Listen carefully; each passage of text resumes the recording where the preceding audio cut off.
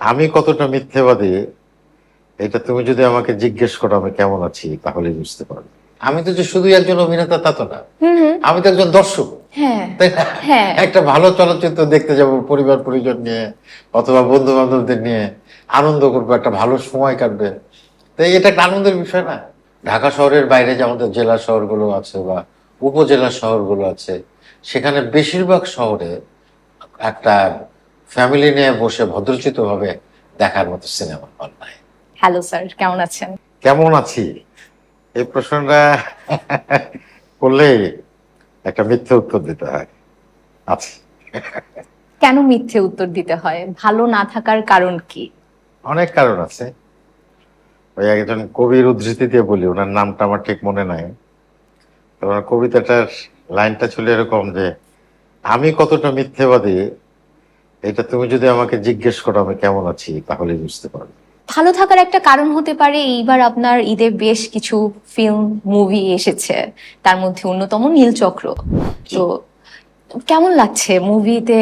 সবার দারুণ সাড়া পাচ্ছেন, সবাই আপনাকে নিয়ে সবসময় প্রশংসা করে, এবার আরো অন্যভাবে করছে, এই ব্যাপারটা কিভাবে এনজয় করেন? হ্যাঁ, সার্বিকভাবে আমাদের ছবি নিয়েই কথাবার্তা হচ্ছে। এবং গত ঈদেও মানে এইটা তো ছিল আমরা যেটা কোরবানি ঈদ বলি, হুম হুম ঈদুল আজহা। হুম হুম।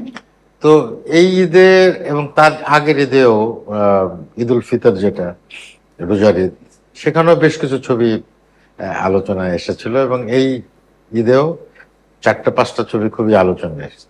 এটা সার্বিকভাবে ভালো লাগে। খাবারের পছন্দ ভিন্ন হলেও মজার বেলায় সবাই এক। যে আসলে ভালো লাগে এই জন্য যে আমরা তো আসলে শুধু যে অভিনয় করি অভিনেতা তা তো না, আমরা তো আসলে চলচ্চিত্রকে ভালোবাসি, True. নাটককে ভালোবাসি, থিয়েটারকে ভালোবাসি। সেই ভালোবাসার জায়গা থেকেই তো অভিনয়টাকে ধীরে ধীরে এটাকে পেশা হিসেবে নিয়েছি, এই কাজটা করি। তো সার্বিকভাবে যখন কোনো চলচ্চিত্র নিয়ে আলোচনা হয়, সেই ছবিতে আমি অভিনয় করি বা না করি এবং দর্শক যদি হলে যাওয়া শুরু করে, এটা আমাদের প্রত্যেকেরই একটা আনন্দের বিষয়। আনন্দের বিষয় এই কারণে, এবং একটা ভালো ছবি হলে আমি তো যে শুধু একজন অভিনেতা তা তো না, হুম হুম। আমি তো একজন দর্শক। হ্যাঁ তাই না? হ্যাঁ। একটা ভালো চলচ্চিত্র দেখতে যাব পরিবার পরিজন নিয়ে অথবা বন্ধু বান্ধবদের নিয়ে, আনন্দ করবো, একটা ভালো সময় কাটবে। তাই এটা একটা আনন্দের বিষয় না? তো সেটা তো আছে। আর যেহেতু এটা আমার পেশা, আমি চলচ্চিত্রে অভিনয় করি, নাটকে করি, তো সেই জায়গা থেকেও তো আমি আশাবাদী হই যে আমাদের চলচ্চিত্র ঘুরে দাঁড়াচ্ছে, একদম। দর্শকরা যাচ্ছে, আমাদের দেখলে চলচ্চিত্র না দু একটা কথা বলছে। এটা আমি অনেক মানে এনজয় করি, ভালো লাগে। নিঃসন্দেহে এটা আশার একটা আলো বলা যায়, কারণ আমরা জানি কি বেশ কিছুদিন আগে আমরা হল বিমুখ ছিলাম, আর এখন আমরা ঈদ আসলে সবার আগে ভাবি যে এই মুভিটা দেখতে যেতে হবে। আর সবচেয়ে বড় ব্যাপার, এখন কিন্তু আসলে টিকিট পাওয়া যাচ্ছে না। এতদিন হওয়ার পরেও আমরা বেশ কিছু মুভি দেখি হলে টিকিট পাওয়া যায় না, এই ব্যাপারটাকে কিভাবে দেখছেন? হলে টিকিট পাওয়া যায় না, এটা তো একদিক থেকে ভালো যে হলে টিকিট পাওয়া যাচ্ছে না। তবে হলে টিকিট না পাওয়ার পেছনে একটা কারণ হচ্ছে অনেক ভালো ছবি, হুম হুম অনেক দর্শক যাচ্ছে হুম হুম। ছবি দেখতে, সেই যে কারণে আমরা টিকিট পাচ্ছি না। আরেকটা কারণ হচ্ছে যে আমাদের যত দর্শক আছে, আমাদের একটা শহরের যে যে পপুলেশন বা সারা বাংলাদেশের যে পপুলেশন, সেই তুলনায় আমাদের প্রেক্ষাগৃহের সংখ্যা খুবই কম। সুতরাং একসঙ্গে যদি 1 লক্ষ লোক আহ, ঢাকা শহরে 2 কোটি 2.5 কোটি আশেপাশে মিলে আমার মনে হয় 4-5 কোটি লোক বসবাস করে। True. আমি যদি সাভার, মানিকগঞ্জ, নারায়ণগঞ্জ আর নরসিংদী যদি ধরি আর কি, তো এত লোকের মধ্যে যদি 1 লক্ষ লোক একদিনে সিনেমা দেখতে চায় তাহলে তো সিনেমা জায়গা দেওয়া সম্ভব। সম্ভব না। তার মানে আমাদের যতগুলো সিনেমা থাকার দরকার ছিল সেই তুলনায় অনেক অনেক কম।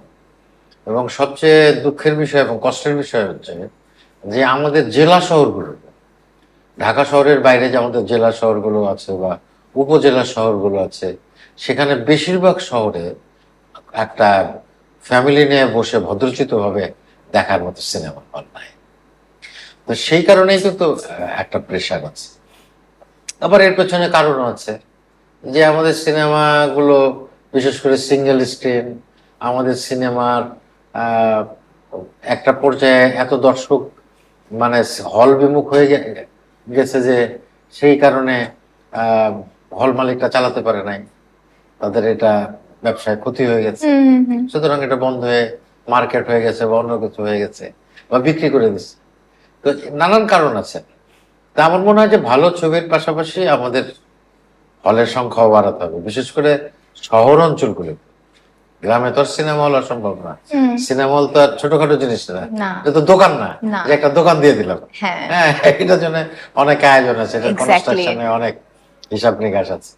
তো অন্তত শহরগুলোতেও যদি আমাদের একটা ভালো প্রেক্ষাগৃহ থাকে, তাহলে আমাদের অনেক দর্শক সিনেমা দেখবে। এন্ড আমাদের প্রেক্ষাগৃহ আস্তে আস্তে আমার মনে হচ্ছে বাড়ানোর চেষ্টা করছে চারপাশ একটু দিয়ে। একটু বাড়ছে, এটাকে খুব বেশি বাড়া বলা যাবে না, কারণ আমরাই ছোটবেলায় শুনেছি, আমরা তো মধ্যম বয়সে আমরা শুনেছি যে আমাদের দেশে 2000-এর অধিক সিনেমা হল আছে। তো এখন এখন শুনি না। যে হ্যাঁ, তো যখন আজকে থেকে যদি 25 বছর 30 বছর আগের কথা বলি, তো তখনকার পপুলেশনের চেয়ে এখন বাড়ছে না অনেক। অনেক বেশি। তখন তো 12 কোটি লোক ছিল। হ্যাঁ হ্যাঁ, হ্যাঁ। এখন লোক হয়ে গেছে 17-18 কোটি। তো হল সংখ্যা 1500 2000-এর থেকে নেমে এখন 150-200-তে এসে দাঁড়িয়েছে।